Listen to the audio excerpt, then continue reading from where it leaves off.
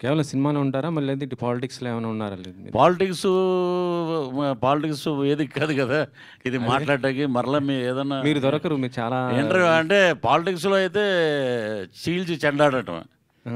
అది మామూలుగా ఉండదు. అది ఇప్పుడు ఇక్కడ మనకి లాస్ అవుతుంది, వాడు ఇలా అంటున్నాడు, వీడు ఇలా అంటున్నాడు, అవి నేను పట్టించుకోను. మనది ఏది ఉన్నా అది చెప్పాలి. మీ పక్కన కూర్చున్న వ్యక్తికి కూడా తెలుసు బాగా అది. అది గతంలో ఈ వ్యక్తితో కూడా మీరు పని చేశారు. అవును.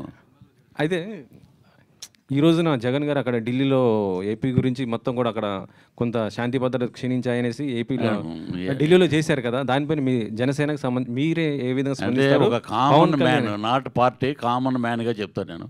ఇంకా 2 నెలలు కూడా అవ్వలేదు ఏది గవర్నమెంట్ ఫామ్ అయ్యి. ఎవడో అంటాడంటే వర్షం పడిపోతుంది, నాకు గొడుగు పెట్టలేదని అటు అయిపోతాను.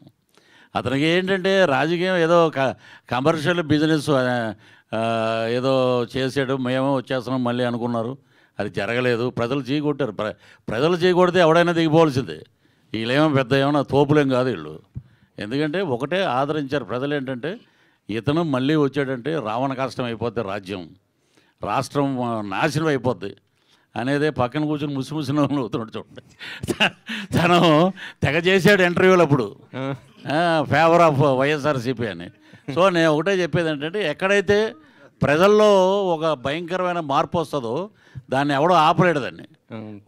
అప్పుడు 151 గెలిచినప్పుడు ఈవీఎం ట్యాంపరింగ్లు లేవు. ఇప్పుడు వచ్చినప్పుడు ట్యాంపరింగ్లు హత్య చేశారు అది ఇది అని అంటే, ఈరోజు ఢిల్లీలో ఒక మీలాంటి విలేకరి, నేను హ్యాట్స్ ఆఫ్ అని అతని నెంబర్ కనుక్కొని నేను ఫోన్ చేశాను. మీ బాబాయిని చంపేసినప్పుడు ఢిల్లీలో వచ్చి ధర్నా ఎందుకు చేయలేదు బాబు అని అడిగాడు. ఏం మాట్లాడలా, క్వశ్చన్స్ లేవు, మాటలు లేవు అంటారు చూసారా.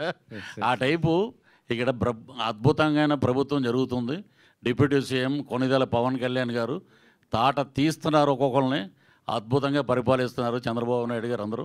So government is very happy. ఈ కొత్త గవర్నమెంట్లో జ్యువెల్ థీఫ్ రావటం నిజంగా చాలా హ్యాపీ.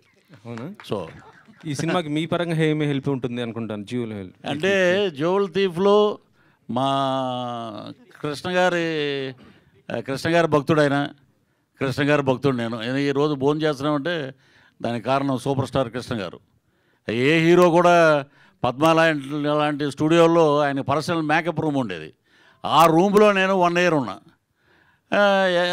ఎక్కడ ఉంటావయ్యా నన్ను అడిగాడు ఆయన. నేనేం చెప్తే సమాధానం ఏమి అది కాదు సరిగ్గా డెవలప్మెంట్ హనుమంతరావు ఇతను నా రూమ్లో ఉంచండి అన్నాడు. అలాంటి మహానుభావుడు అతను.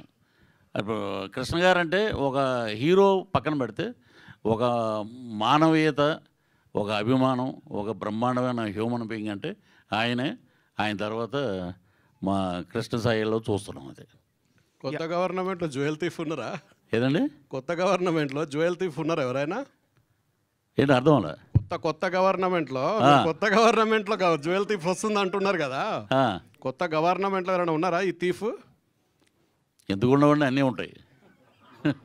అన్నీ ఉంటాయి. రైట్. విక్రమ్ గారితో సినిమా చేస్తున్నారు అనుకున్నా. అంటే ఏ సినిమా సార్ అది? దాని గురించి అది వీరధీర సూరన్ సినిమా పేరు. ఈ మధ్య చిన్న అని మన తెలుగులో డబ్ అయింది కదా. Arun Kumar director, Siddhartha hero. ఆ డైరెక్టర్ గారు, ఆయనకి 6 ఫిల్మ్ఫేర్ అవార్డ్స్ వచ్చినాయి. Very good director. వాళ్ళు ఒకటే శ్రేయాంజనేయ సినిమా చూసి, అంటే వాళ్ళకి ఆ ఐస్ మెయిన్ దాంట్లో కావాలి అని చెప్పి ఆయన విక్రమ్ గారు ఒక్క అటెంప్ట్ తోటే ఆయన ఒకసారి ఫోన్ చేసి పిలిచారు. మేకప్ టెస్ట్ అయింది. So fix. అంటే విలన్ అందరూ చేస్తుంటారు మామూలు ఫైట్లు గిట్లు. అంటే ఇదేంటంటే కంప్లీట్ ఎస్జే సూర్య గారు, నేను, విక్రమ్ గారి మధ్యలో ఉన్న కథ ఇది. So performed villain.